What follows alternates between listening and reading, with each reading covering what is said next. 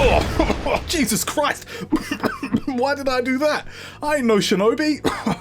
Oh, you've never seen me walking around. I'm like a bull in a china shop, mate. I'm a large 6'2" bloke and I'm always accidentally knocking shit off shelves.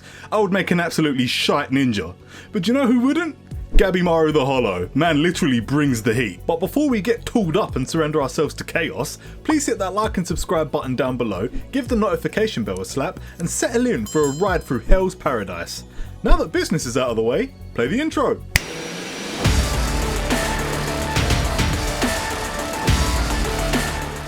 Set during Japan's Edo period, a bunch of death row convicts are given a chance at a pardon if they can retrieve the elixir of life from a mysterious island, if it even exists. Gabimaru the Hollow is one of these such convicts, an extremely dangerous ninja from the Iwagakure clan who earned his title for his emotionless personality and absolute savagery. All that's known about the island is that people either don't come back or their corpse comes back riddled with strange flowers erupting from all over their body. This makes the shogun believe that the island must be literal heaven, a divine paradise known as Shinsenkyo, and that the elixir of life must be there. Losing too many good men forces the shogun to change tactics. He decides to send expendable criminals to the island instead, each accompanied by a Yamada Asaemon executioner to essentially serve as their parole officer. If they try to escape or fuck up in any way, bitches' heads be flying. The Yamada are a clan of ronin who are extremely skilled with the blade.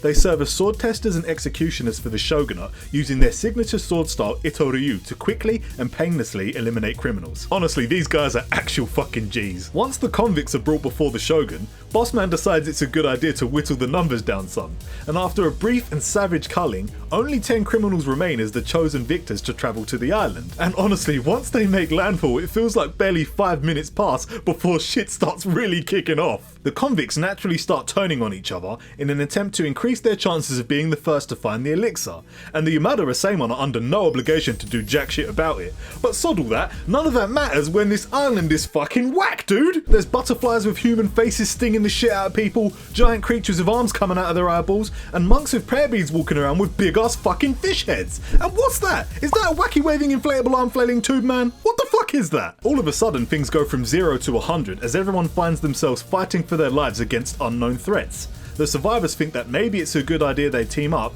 and increase their chances of staying alive. No shit. Groups start to form between them as they go about exploring the island for a way to escape. One of the biggest draws for Hell's Paradise is in its abundance of awesome characters. It's so rare to find a story where almost all of the characters have something captivating about them.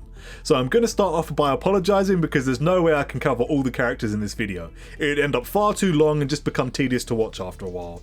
So I'm sorry, please forgive my laziness. Instead, I'm just going to touch on a few of the central characters and some of my absolute faves. Gabimaru is the most dangerous ninja alive. Hailing from the Iwagakure clan, his skill and brutality earns him the title of Gabimaru the Hollow, of which the name alone spreads fear throughout the nation. After having an arranged marriage to the village chief's daughter, Gabimaru unwittingly falls in love with her. Usually numb to any sort of emotions or feelings, Gabimaru is shocked to his core when his new wife begins to thaw his frozen heart and opens him up to a new way of thinking about life. This unfortunately creates a false hope within him, where he believes that maybe, just maybe, he can live a peaceful life with his wife, with no longer a need to kill. He is soon tricked by the village chief and betrayed by his clan, resulting in his capture and imprisonment. Gabimaru eventually finds himself on death row, and as one of the convicts sent to the island, he now struggles to find a balance between appreciating life and showing compassion, or unleashing his true savage and murderous nature of Gabimaru the Hollow. Gabimaru has some of the greatest character development I've seen.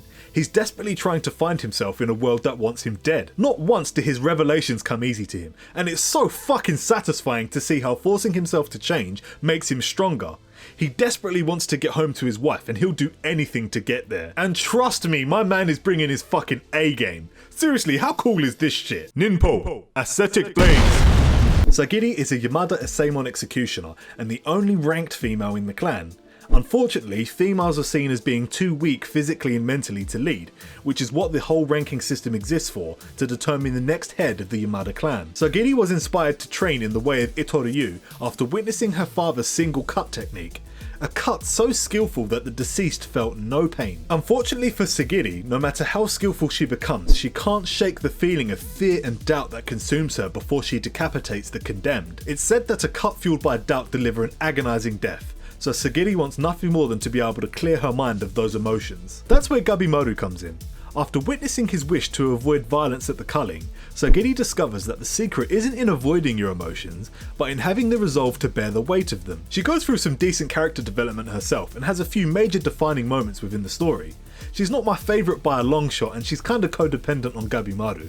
However, the two of them do ensure each other's safety, and they definitely help each other grow emotionally. Asa Chobei is an absolute fucking gangster. I love this dude. He kinda looks like Bakugo from My Hero Academia if he had his badass level turned all the way up to max. Known as the Bandit King of Iyo, this man has clearly seen some shit. Look at him, would you mess with him? Don't lie to me, damn straight you wouldn't. Chobei has had a hard life.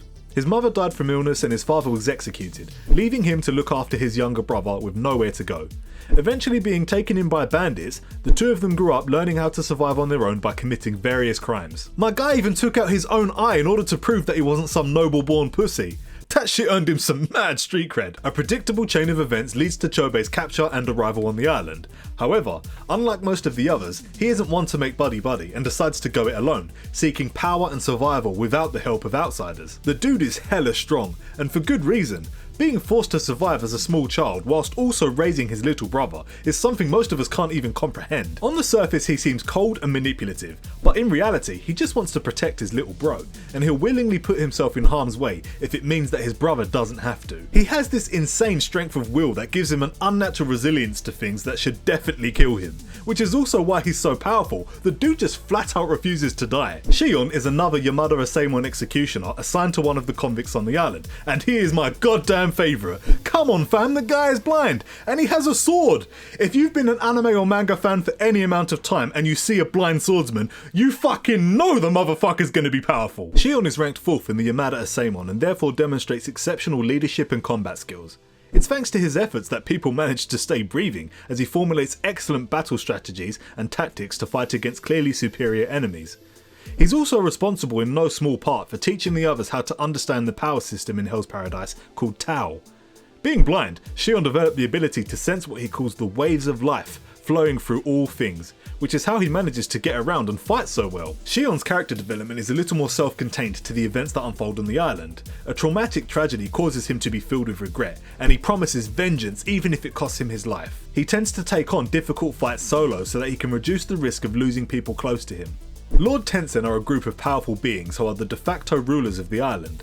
All creatures answer to them, and they harness the power of Tao to make themselves near immortal. Each member of Lord Tensen have their own personality and things that drive them specifically, however they all work towards a common goal. They serve as the antagonists to the story, but I would argue that they aren't completely evil. Hell's Paradise has a big thing about balance. It puts a heavy emphasis on that grey area between right and wrong, because things aren't always black and white. So let's move on and talk about that a bit, because as much as it pains me to skip so many awesome characters, we're gonna be here all day.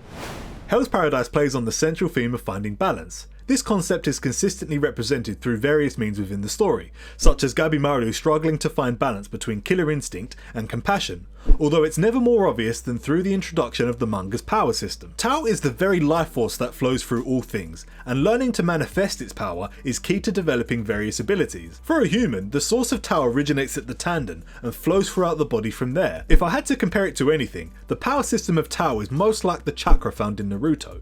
Consuming your Tao resource is almost like consuming your life force, and using too much of it at once can result in harmful side effects, or even death. Tao's introduction into Hell's Paradise is actually one of my favourite things about it. Not the power system specifically, but the way it was introduced into the manga was very unique. The concept itself isn't even properly explained until around chapter 29. It's touched upon as a way of demonstrating the overwhelming power of Lord Tensen, but until it's properly explained, the protagonists have no way of even learning how to wield it. I really enjoyed being able to learn with the characters as they discovered the power of Tao for themselves. As Tao is the life force that flows through everything, some of the characters were already unknowingly using it, although in extremely limited ways. Being blind, Shion was able to perceive Tao, which essentially gave him sight, and even the ninpo that ninjas used is considered a form of manipulating Tao. Tao is heavily influenced by yin and yang, which is where that balance theme comes in again. It can only be harnessed by finding the balance between strength and weakness.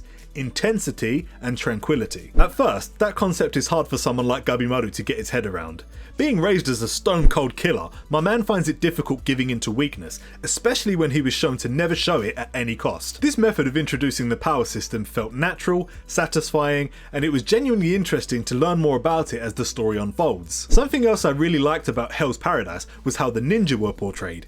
They have a much more old-school aesthetic, and it really reminds me of something like Ninja Scroll or Basilisk. The ninpo they use tends to have an explanation into how it's possible. For example, Gabimaru explains that his ascetic blaze technique is possible by increasing his body temperature above a certain threshold. It sounds fucking crazy, but goddamn does it feel believable in the moment. And speaking of aesthetics, the overall artwork and environment design in this is dope! The characters look great, the monster design is unsettling and freaky as shit, and the action scenes are pretty decent too. Although I wouldn't say it's the best action I've seen in any manga, it's still very good, and I'm so glad it got picked up for an anime adaptation. I really hope a good studio is picking this one up. Please, Anime Jesus, please don't fuck this one up. There is so much to like about Hell's Paradise, but there are a few things I found disappointing. Not as disappointing as the latest Star Wars trilogy, but more disappointing than when you badly need a shit and only a tiny poo nugget comes out. Oh. Yeah, shit jokes today. I'm classy. Whilst the ending to Hell's Paradise was a satisfying conclusion to the story, especially considering the connection you developed to the characters, it still felt a little bit, I don't know, rushed to me. Don't get me wrong, the entire plot and story arcs led to the same conclusion, so it's not like I was ever misled into thinking it would be something different. I just felt that things were resolved a little too simply. Not easily, mind you, I didn't say easily, people still got fucked up. I guess I was just expecting a little more of a dramatic final showdown. I also found that a minor handful of the characters felt a bit flat. Mei, who I didn't mention before, has a key connection to Lord Tenzin. At first it feels like there's some build up to what might become a toe-to-toe confrontation between herself and the big bads, but that basically just fizzles out. Personally, I feel like her whole character just amounted to almost nothing. Outside of helping with the introduction of Tao, she held no real significance. She only really has one single defining moment that happens near the end, although it did bring a tear to my eye. Also, she's cute as fuck, look at that little face. Oh, adorable. There's also a couple of characters who have late introductions in the series who basically do fuck all. I'm not sure if Yuji Kaku had other plans for them originally, because they're introduced as being extremely powerful, and it definitely feels like they're supposed to carry that weight. However, aside from short stuff displaying some epic Levi stunts, nothing else happens.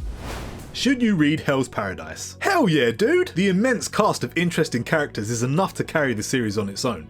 I already mentioned some of them before, but a few of my other favourites are Kunoichi-be Yuzuriha, god damn, and Yamada Asaemon Fuchi, who was an actual delight. I would recommend it on that reason alone. That said, there are so many other reasons why it's worth giving a shot. It's technically a shonen manga due to the fact that it's published in Jump Plus, but it's clearly aimed at a more mature audience, with plenty of violence and adult themes, and it's even got titties in it. Tastefully portrayed titties, but titties nonetheless. Calm down, I can't show you them, go and read it. So that's it then. I tried to avoid spoilers as much as possible, which means I've skipped a lot of the core plot elements. Even so, I hope I've given you enough so you can make up your own mind to decide whether you think it's worth a read. Thanks for watching. I've been on YouTube for about 2 months now and I've been having a great time making videos. I already feel like my confidence and quality has improved a lot since my debut, and it can only keep getting better from here. With that being said, please subscribe if you want to see more from me chatting bare breeze about anime or manga or something. Laters.